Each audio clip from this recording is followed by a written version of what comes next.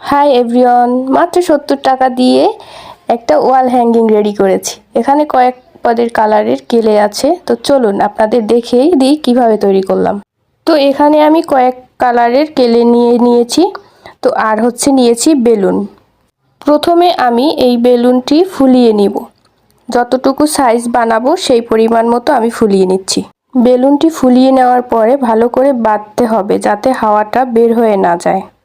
এবার আমি কেলে নিয়েছি, আর এই কেলে দিয়ে এখন আমি গোল গোল রিং বানাবো। তো এভাবে লম্বা আকৃতির করে নিয়ে আমি এটাকে একটা গোল শেপে নিব। তারপর এখানে আমি অনেকগুলো এভাবে রিং রিং করে নিব। অনেকগুলো, এই যে আমি এখানে অনেকগুলো এভাবে রিং গোল করে তৈরি করে নিয়েছি।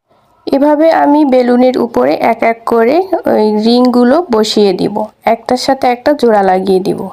তো আমি এখানে আরও একটা কালার নিয়েছি, এটাতেও আমি রিং রিং এভাবে গোল গোল করে বসিয়ে নেব।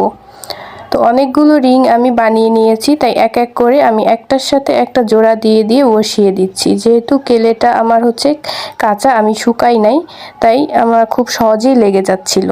তো আমি এভাবে সব রিংগুলো বসিয়ে নিচ্ছি। আমি যেহেতু অনেকগুলো রিং আগেই বানিয়ে নিয়েছি, তাই এক এক করে আমি এভাবে চারপাশে বেলুনের বসিয়ে দিব। আর শুধু এক মাথা একটু পরিমাণে আমি ফাঁকা রেখেছি, আর সব দিকটা এভাবে বসাবো। তো বিভিন্ন কালারের কেলে নিয়েছি আমি, এভাবে বিভিন্ন কালারের কেলে নিয়ে গোল রিং বানিয়ে নিয়েছি। তো এবার সব দিকে আমি এভাবে কেলেগুলো বসিয়ে দিব। গামের প্রয়োজন নেই, যেহেতু আমি কেলে শুকাই নেই, কাঁচা থাকতেই আমি এভাবে লাগিয়ে দিচ্ছি, তাই আমার কোনো গামের প্রয়োজন পড়েনি। কেলে শুকানোর আগে এভাবে লাগিয়ে দিতে পারবেন গাম ছাড়াই, কোনো গামের দরকার হবে না। আর যদি শুকিয়ে নেন তাহলে আপনার গামের দরকার হবে কেলে বসিয়ে দেওয়ার জন্য। তো আমি এখানে না শুকিয়েই কাঁচা অবস্থায় কেলে এভাবে বসিয়ে দিই। তো ফাইনালি আমার রেডি হয়ে গেল বলটা। এভাবে করে আমি বল বানিয়ে নিয়েছি।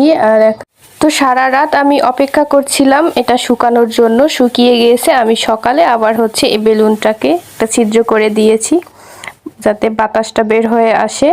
তো আমার কেলেটাও সুন্দরভাবে শুকিয়ে গিয়েছে, এখন আর কোনো সমস্যা হচ্ছে না। তো বেলুনটা আস্তে আস্তে হাওয়াগুলো বের হয়ে গিয়েছে। এই যে দেখেন, আমার বলটা কিন্তু অলরেডি রেডি হয়ে গেছে। তো রেডি হয়ে গেল আমার কেলে দিয়ে এই যে ঝাড়টা বানানো। সারা রাত রাখতে হয়েছে শুধুমাত্র শুকানোর জন্য। আমি এই ঝাড়টাকে একটু বাতির মধ্যে দিয়েছিলাম, দেখেন কত কিউট লাগতেছে। তো এখনও এটার কাজ কিন্তু শেষ হয়নি, আমার এখনও অনেক কাজ বাকি আছে। শুধুমাত্র একটু দেখার জন্য আমি এই বাতির ভিতরে ঝাড়টা একটু বসিয়ে দিয়েছিলাম।